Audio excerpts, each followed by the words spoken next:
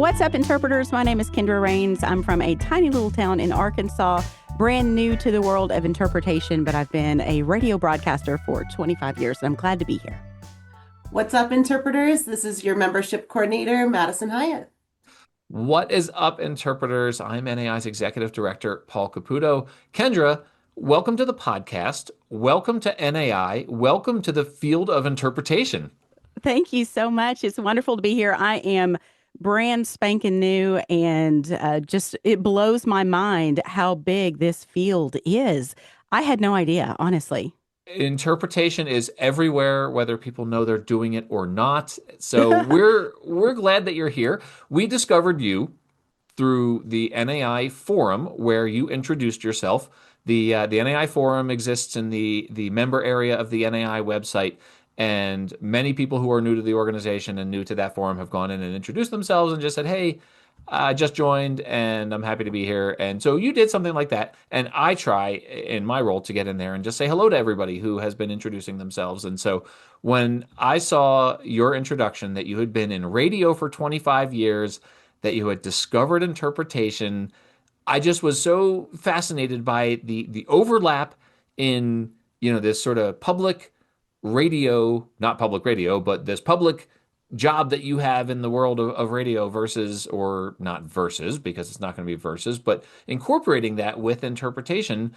I have so many questions, but I'm just going to start with how did you find, as a radio professional of 25 years, interpretation? How did you discover this world? Okay, well, this actually started about 30 plus years ago. When I was in my early 20s, I found out that one of my old high school teachers was a park interpreter during the summers when she wasn't teaching. And I was fascinated by it. And I was like, oh, that's my dream job. I love it. But, life took me a different way and I was headed in a different direction. And so I didn't really think a lot more about it. And then in April of this year, a good friend of mine got hired as a forester. And he was telling me all about it. And I was like, oh, you know what? My dream has always been to be a park interpreter. And so just on a whim, I went and looked on the Arkansas, Parks website, and they were hiring locally for a park interpreter. And I was like, oh my goodness, I was just blown away. This is, fate. This was meant to be. And so I applied and I was super excited about it and nothing came of it. I didn't even get an interview. And so I thought, wow, I didn't even get an interview. I mean, hurt the ego a little bit. But I thought, well, okay, it just, that wasn't meant to be. And so I just put it aside. Several months later, they put another post, which I got an email about, for a full-time position, not just seasonal. And I thought, I am even more, this even fits my qualifications more. I have a lot of management experience on top of my radio work. And I thought, wow, this is for me. This keeps coming into my frame of existence. And so I need to pursue it.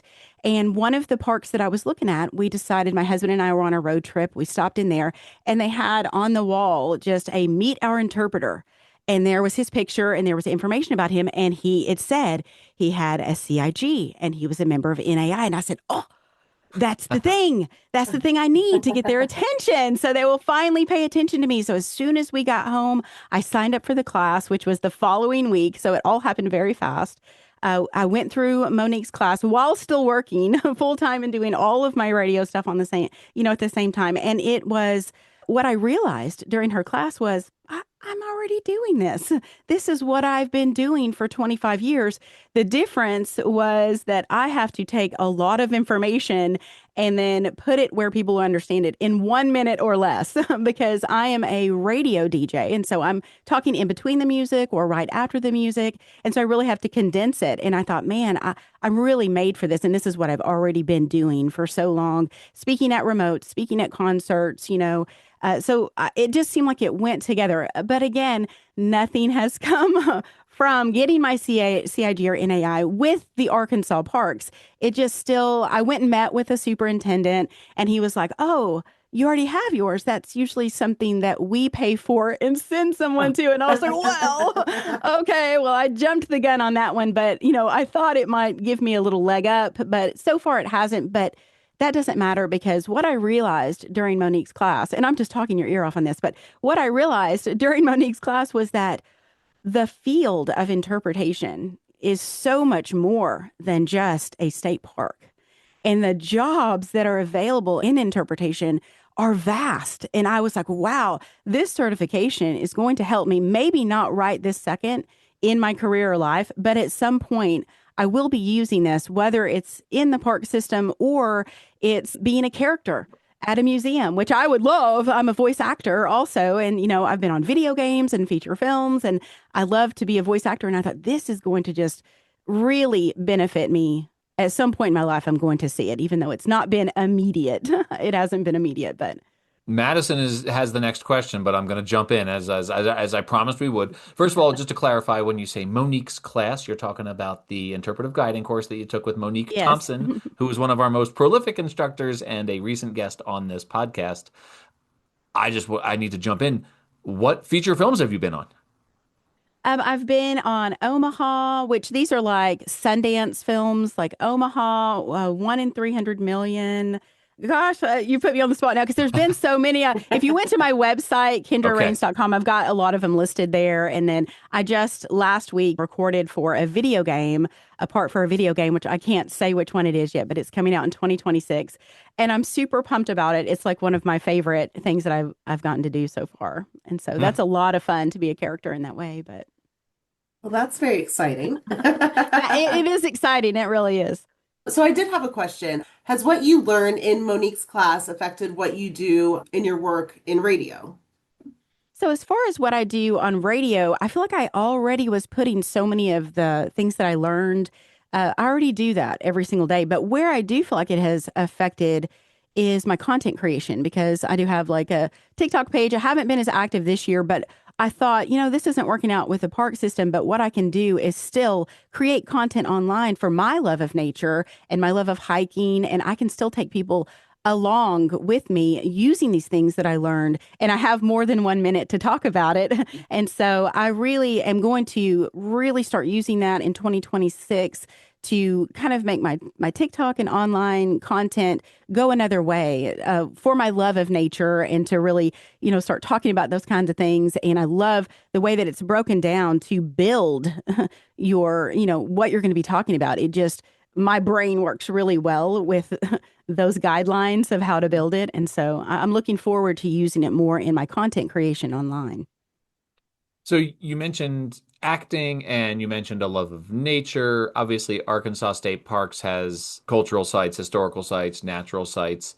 Was there one area of interpretation that really drew you to this is the thing that I want to talk about? Do you want to be a living history interpreter? Do you want to be a nature educator, nature interpreter? Is there one particular aspect of interpretation that you'd really like to explore in terms of a career?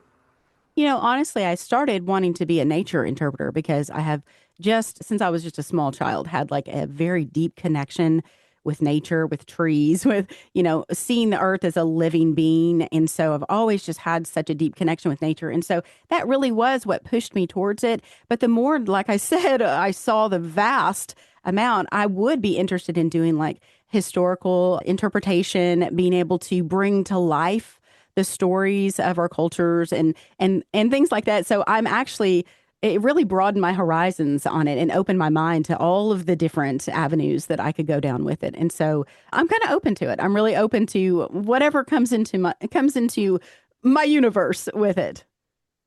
I think that is the great thing about interpretation, because like you said, there's so many different departments or avenues you can go with it. Storytelling in itself, there's so many different ways we use interpretation every day, and so many people don't know about it. So I think it's neat that that's something you've been able to realize too, is just how many different avenues interpretation can take people. And you're right. So many people don't know about it because I even thought that this would be the CIG certification would actually be very beneficial to anyone getting into radio or someone that wants to be like a full-time content creator.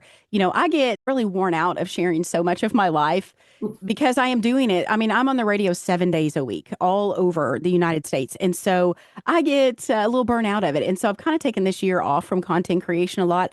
But anyone that's wanting to pursue that, this is a perfect certification for them. And it's really going to teach them how to tell a story that people are going to be invested in because, we talked earlier about the attention span nowadays is so short. and you really got to hook them from the beginning, and then you got to keep them, logged onto your page watching that. And so I think it's very, very beneficial, and more people need to know about it. You have said a couple of times you were sort of doing this already. And I think that's true of a lot of folks, right? Because, I mean, ultimately, interpretation boils down to it's a communication process. And anyone who is in the field of in communication is doing a form of interpretation. Although it's funny because I was recently at a conference for the International Association of Tour Directors and Guides. That's an organization that we've done some partnering with. And one of the tour guides who's quite good at it was asking me what he thought was a rhetorical question because we were talking about interpretive guiding. And he said, "Is there any guiding that isn't interpretive? Like, obviously if you're presenting information, if you're taking folks on a tour, it's interpretive." And I said, I answered his rhetorical question literally. I said, "Well, if it's information, if it's just information, then it's not an interpretive tour." And he said, "Oh," and it didn't occur to him that a tour might just be informational, but I think there are some tour guides in the world for whom just a list of facts is, their version of a tour. So that's an aside, but it relates to the question that I had, which is, as someone who had never studied or been trained in interpretation, but felt like you had a sort of intuitive knack for it, was there something that surprised you about the profession, about the field, about interpretation when you took Monique's CIG course? I think the thing that surprised me was, like I had said earlier, is that I'd already been doing it. And I just didn't even relate to that at all. I thought I was going to be learning something new. And so whenever I signed up for this, actually, she recommended a couple of books before the class started. And so, being me and the person that I am, I, of course, wanted to read everything I could read before I got into the class just to prepare myself. You get older and you're like, oh, I need to be prepared. And so, I read Tim Merriman's book, Personal Interpretation. And when I was reading it, I was like, oh, that really, it was the first time that I was like, wow, I'm doing this on some level already. And it gave me a confidence going into the course that this wasn't like something brand new at my age that I was trying to absorb. And it was just me looking at it from a different way and getting maybe even more in depth to what I was doing. Because again, on radio, I have 1 minute or less. Morning shows can talk longer, but I'm normally middays or something like that. And, we're keeping it short and sweet. And, you learn to pack a lot into 1 minute, but it was very informative. And I think I did mention earlier, like the thing that surprised me the most was the vast amount of ways that you can use this certification. And, that was also very comforting, also very comforting to know, okay, wow, this was a good investment and I'm proud of myself for doing it.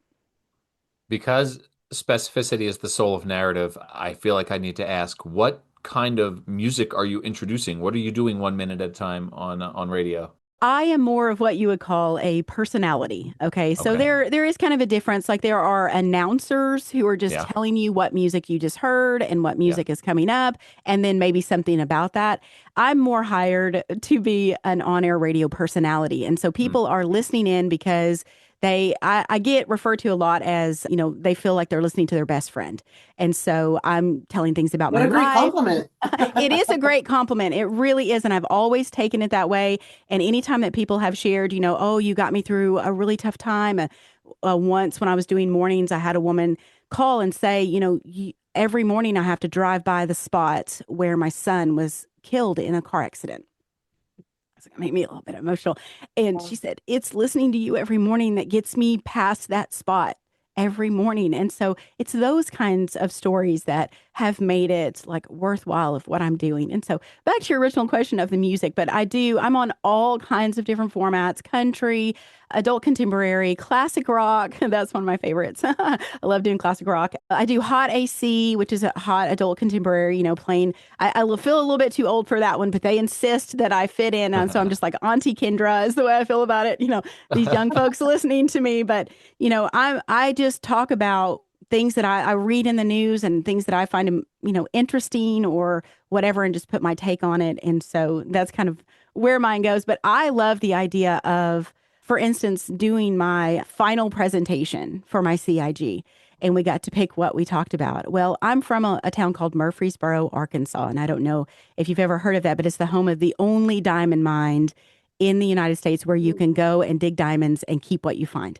And so I grew up there. And so I really did my whole presentation about how people live there, but don't realize what a gem they have in this amazing place that they can go and search not only for diamonds, but amethyst and, sapphire and all kinds of stuff you can find out there. And so relating that to me growing up from that place, but just completely overlooking it, wanting people to look around their own lives and what is it that you might be overlooking because it seems so common. And, that was so fun, you guys. I found that to be so fun to put that presentation together. And I thought, wow, this is what the future holds for me, is putting together like these fun presentations to make people stop and go, oh, I never thought of it that way. Well, you definitely had me at diamonds. Yeah. And you can keep it just for whatever you Even paid to better. go in. Yeah. It's a cool place. If you've never been, you should check it out. I have not been, and maybe that's going to be on my bucket list because Yeah. I'd like to go home with some diamonds. Yeah. So, Kendra, you're one of our newest NAI members, and so I have to ask, what are you most looking forward to either getting into with your membership or contributing? What's a benefit you're most excited about? I mean, there's so many things about my membership that I have found to be very beneficial. I love the daily emails that keeps me kind of up to date of what people are writing about in the forums. And of course, I'm always going and looking. I don't always participate, but I love to read because I am such a newbie in the whole field of interpretation. I feel like I'm constantly learning just by what people are talking about. And then I really love the opportunity that I'm going to have to get a mentor.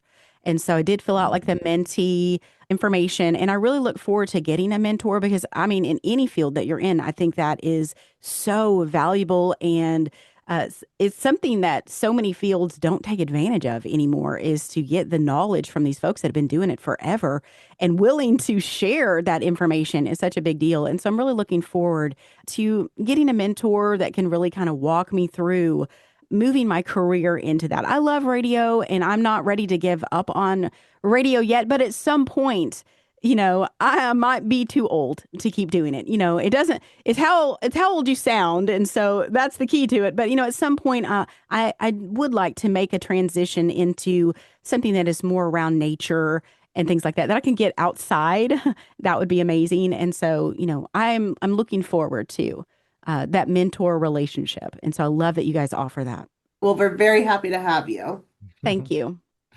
When I think about the difference between mass communication and personal interpretation, because there is, you can interpret through mass communication as well. That you told a very touching story about one of your listeners who reached out to you, right? And that's an instance that I think would probably be fairly rare when you're sitting in a recording booth with a microphone and you're not sure who you're talking to. In most situations in personal interpretation, you'll be able to look your audience in the eye and you won't have the padded wall of the recording studio or the microphone on the arm in front of you, which by the way, you've got the coolest setup that anyone has shown up with for the Very NAI cool. podcast. Very cool. Thanks, guys. How do you think that might affect your style of communication or the type of communication that you want to engage in to have your audience there and to look them in the eye while you're talking and to know that you might be communicating to 8 or 10 folks instead of countless hundreds or thousands of folks? I honestly, I don't feel like it's going to change my style at all because when I'm doing my radio shows, I am, in my mind, speaking to one person. And Mm. so, whoever's listening, I want them to feel like I'm talking just to them and that we are having a one-on-one conversation. And I actually welcome and look forward to doing more things in person rather than just in this padded studio. I look forward to having small groups that I can connect with and I can learn about them also. It's not so one-sided where I'm sharing my life, but where they can also even, come back with questions or comments or, their own life stories that I could even use at another time to talk about whatever I'm talking about. And so I have like done countless live events where, I am on remote, or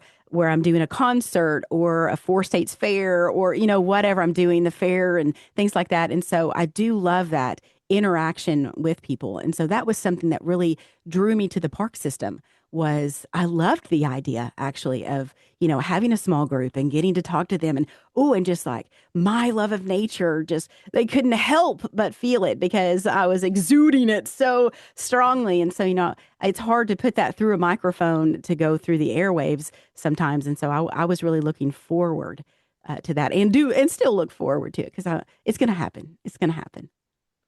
Kendra, I have to say, I got chills when you just explained how you try to connect with the person as if you're talking to them one to one, and to be able to do that and to create that connection when you aren't in their physical space. I can't wait to see what you do when you do get into interpretation with the parks, and to see what you create for people and how they leave feeling from you. So I'm very excited to see where you go, and would love to follow your journey, and I'm rooting you from afar.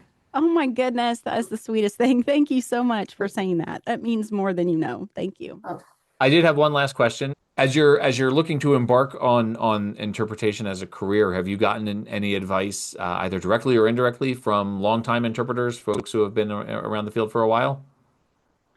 I think Monique was very encouraging and helpful. Like, she looked over my resume, she looked over my cover letter that I was applying, and kind of gave me some really great insight of what they might be looking for. And then I think just being in that class, I think there was 8 of us total, and every single one of us was from a very different background. Everyone was working in a very different field. One beautiful young lady was working with penguins, which I thought was so cool, and somebody was working at the Smithsonian. And so, listening to them, that even though they weren't directly giving me advice, I learned a lot just from being around them for that week and listening to them talk about the thing, because they were working in it. This was something that their job just was having them do. They were already working in that field. And so I did learn a lot, and also watching their final presentations taught me a lot. So, Kendra, we were talking before we started recording about the various places that your voice appears out there in the world, different stations around the country, and some on syndication. I'm curious, what is the biggest moment you've had as a voice actor or a radio DJ? What's the most exposure you've gotten in any one moment? Well, it actually came this year during the Super Bowl, and I was hired to tag the WeatherTech commercial that played during the Super Bowl this year. And that absolutely was a surreal moment for me. I mean, just reaching millions of people heard my voice, and it was pretty cool. It was pretty cool, and the biggest moment that I've had. Do you That's do a you remember the line? What did you say? I don't remember You it. don't remember? I'm Okay. trying. I was like, I don't remember it. I don't remember it. I should, because it was only like 7 seconds, but Well, you do a lot of stuff, but yeah. I wonder who had a bigger day that day. Cooper DeJean, who had an interception for a touchdown for my Philadelphia Eagles. Uh, Me, because uh, my Philadelphia Eagles won the Super Bowl, or you because you got to reach millions of people. it's probably even. It's probably even I across think the so. board I think so. there. Kendra, I'm on your side. I am not an Eagles fan. Awesome. Well, Kendra, thank you so much. This has been such a pleasure to speak with you, and welcome to NAI. Welcome to the field of interpretation. And if anyone is listening out there who has not yet gone on to the Interpreters Forum and introduced yourself, please do, because it's a great way to start making friends within this great network of interpreters. And Kendra, before we let you go, you mentioned your website. Where can people find the work that you're doing now, and where can people, maybe from Arkansas State Parks, learn more about the work that you're doing and find you online? Well, my website is absolutely the best place to go. It has all of my socials linked there, and then you can hear my previous work and air checks and demos and things like that. And my agent is there, and it is KendraRaines.com, which is Raines. So KendraRaines.com. And thank you so much for having me today. I've had a blast. And interpreters, That's what's That's up. what's up.